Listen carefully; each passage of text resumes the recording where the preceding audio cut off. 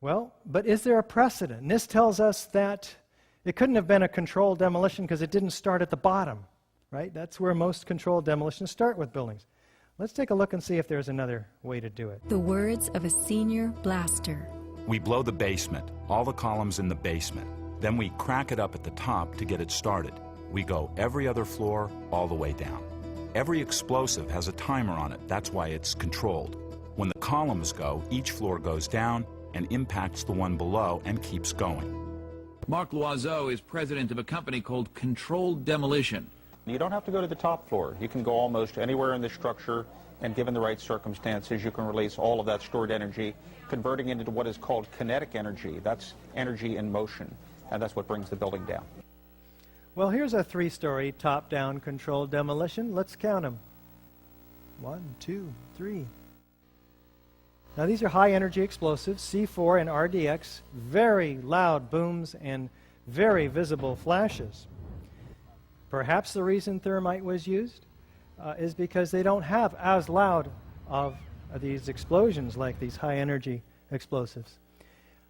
And they don't have the flashes that these do either. Here's a 20-story middle-down controlled demolition. You can start demolitions from wherever you would like. Let's look at the North Tower now. What I want to point out to you is that you're going to see some explosions up at the top of the building, curiously enough. And what's going to happen is this entire section is going to telescope such that half of it, its upper half, is destroyed before there's any movement from the jet plane impacts down. Let's take a look. Here's the first evidence of explosion, and then over here, and then the collapsing. Of course, the violent clouds which are emerging even prior to the collapse. We're going to take a close-up look after this second look. A new fuel source, which very well might be jet fuel that wasn't burned, it's getting new oxygen. Let's take a look now closer up. Right away, we're seeing clouds forming up here. Well, wait, the collapse is supposed to be just down here. But we have asymmetrical damage to this building, right? The plane went in one side, and yet this complete symmetrical collapse, we'll use in quotes from now on, and let's keep going. Unexpected. And one more time. In terms of how swiftly belts, just like the firemen saw, all the way around the building. They came down. The antenna falls about 12 meters first, before anything else falls, indicating core column damage first, not trusses pulling away from the perimeter columns. Now take a look at this from the same tower from the bottom, noting the violence underneath the mushroom cloud. The collapse is supposed to be occurring way up here, but down below, as you'll see in this second run, incredible quantities of squibs, explosions bursting out. And on the third time, I'd like to direct your attention to this racing series of explosions down the right side in the corner of this building. About 40 stories below the collapsing building. It gets painfully obvious after a while, doesn't it? The entire building has just collapsed, as if a demolition team set off. When you see the Note these multiple nodes of these independent explosions. old demolition, It's a little different than the North these Tower, old buildings, it folded down on but it's still incredibly and it the is not same there anymore. after a while, after all of these explosions developed. Do we have a straight-down symmetrical progression of collapse outside the footprint? We had a 207-foot wide building. FEMA tells us, and you can see in this document, that we have a 1,200-foot debris field, equidistant around each tower. Asymmetrical damage, symmetrical distribution, all through the site, in fact, and beyond. Do we have squibs, or these mistimed explosions? Some believe that these might be appropriately timed explosions. Whatever. In all the videos of the collapses, explosions can be seen bursting from the building 20 to 30 stories below the demolition wave. Here,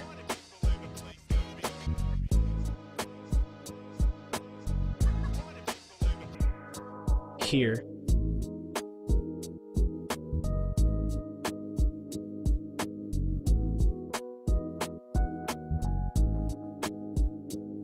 here,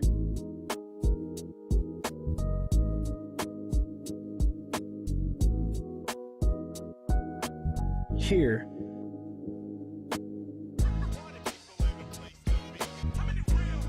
here,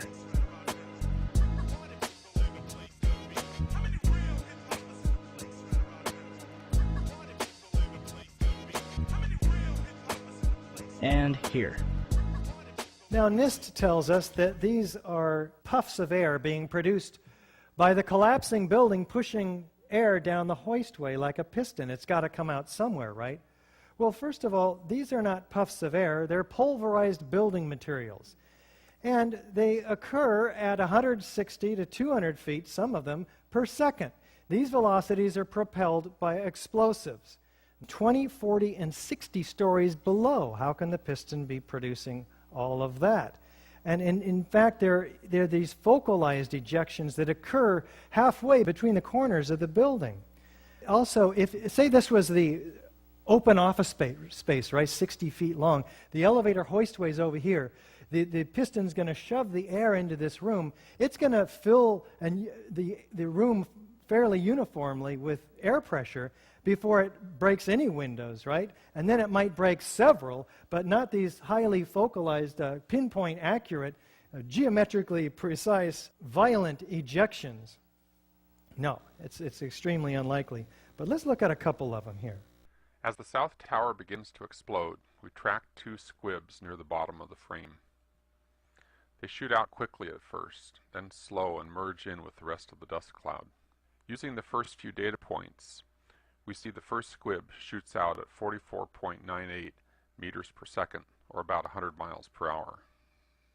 Doing the same for the second squib, we get a speed of 56.3 meters per second, which works out closer to 126 miles per hour. 126 miles per hour of almost instant ejection velocity? Does fire create that? Do we have a near freefall pace through the path of greatest resistance? Let's take a look.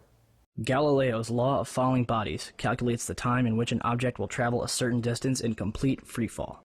Distance, d, equals 16.8 times time in seconds squared. The South Tower was 1,362 feet tall. 1362 equals 16.08 times 84.7, or 9.2 seconds.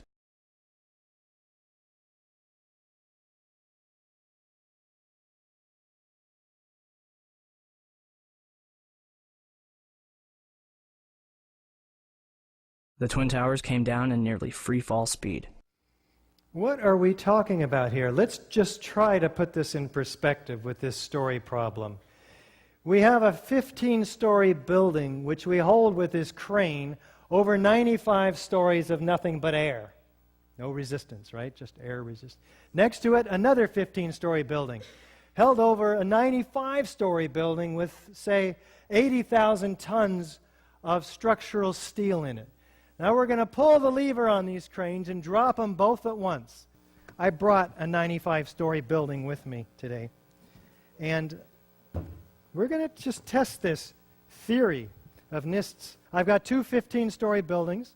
We've got 80,000 tons of structural steel in this one right here. And we got air resistance here. So let's try it, okay? We'll put them both up here. We'll even give a little bit of impact load too, okay? Ready? 3, 2, 1. Oh my God! The one without any resistance under it hit the ground first at virtually free fall speed. This doesn't take much, does it? What happened over here? The building above it met resistance. Through the energy of deformation, it came to a halt. In fact, you'll find on our website, ae911truth.org, that Ken Cutler and Gordon Ross produced these papers, and they show and calculate that, in fact, the building's downward momentum would have been almost immediately arrested. That where is the 15-story building that was driving this building down to the ground at free fall speed? In the first 2 seconds, you saw it reduce half of its mass. It was blown outside. It couldn't have been used to influence the downward progression of the building. In the next 2 seconds, after 4 seconds totally, it's destroyed itself. There's nothing crushing the building. It's tearing itself apart at free fall speed.